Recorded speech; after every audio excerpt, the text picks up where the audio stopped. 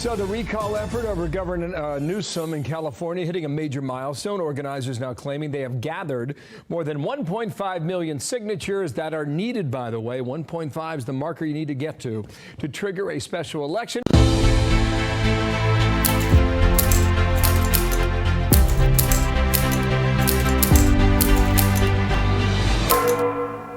Well, in the Socialist Republic of California, the effort to recall Gavin Newsom is gaining major traction. The petition collecting more than 1.5 million signatures. Well, joining me now to discuss is the Recall Gavin 2020 spokesman Mike Netter and Mornings on the Mall with WMAL host Mary Walter. Mike, I want to go to you first.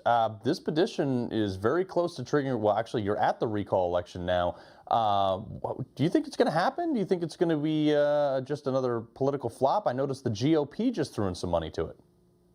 Well, it's not going to be a political flop. Let me say I'm a main proponent of it. Although we have 1.5 million signatures, they still have to go through a secondary validation process. Now, we're validating at an 85% rate. Now we have a month to go. So the good news is we believe we're going to get a total of about 1.8 to 2 million signatures, which with our validation rate will get us the net figure that we need of about 1.5 million.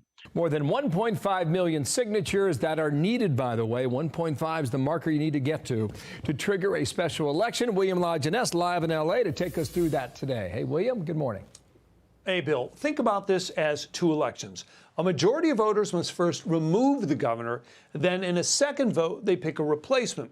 So the recall is on target. They hit that 1.5 million signatures, but still need about 2 million total by mid-March because some are going to be thrown out.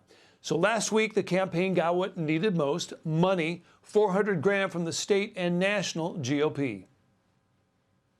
Not only do we need to go through the end zone this time, we need to run up the score, and we need to run up the score by about an extra 300 to 500,000 signatures. So we have that pad and that insurance that we need.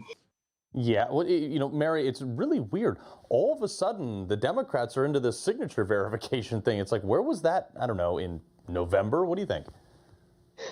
That is so funny that you say that, Carl, because I said the exact same thing when we were talking about this on this show. I'm like, wait a minute, suddenly signatures have to match? What has happened? I thought that was racist and it was terrible, it was horrible and all those things, and it's an impediment to voting.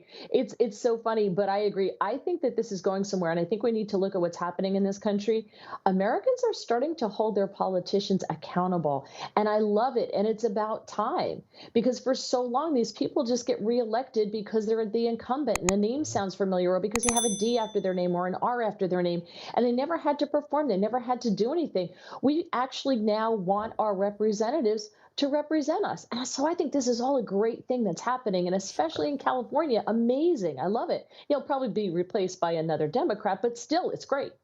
Now, the hard part, winning, just 25% of voters in California are Republican. And despite that infamous dinner at the French Laundry, 54% of voters in January still approved of the governor's job performance. And major Democrats remain united behind him, gushing at local photo ops before an uncritical local media, largely overlooking a spreading homeless population, lockdowns that put many small businesses out of business, and a rising crime rate, a sanctuary state that also used COVID to release thousands of inmates. What is even more disturbing, over the past year, Governor Newsom has been quietly releasing thousands of inmates from prisons throughout the state. He is doing so without any threat assessment and with complete disregard for the safety of Californians.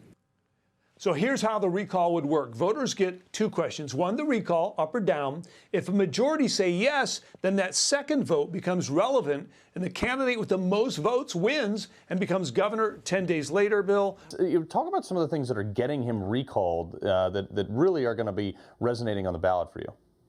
Let me stress, this is a movement of the people. I'm a volunteer. We're a volunteer-driven organization. Over 1.3 million of the signatures have been collected, not by the political machine on the right or the left, but by the people. But as everybody knows about Friday nights at the French Laundry, to a point Mary made a few minutes ago, this is the arrogance of our governor. And let me take it one step further from a story which isn't real covered. Everybody knows about Friday nights at the French Laundry, then his governor shutting down the rest of the state while he dined out. But just last couple of weeks, he awarded Blue Shield a contract, sure, in 2019. He awarded them a contract to distribute vaccines throughout California without a competitive bid. Wait, it gets better, all right? And like he didn't know the vaccine was coming. And they happened to be his largest donor in the 2018 campaign to the tune of over $1 million. This is the kind of corruption and arrogance where Gavin Newsom isn't even hiding it anymore.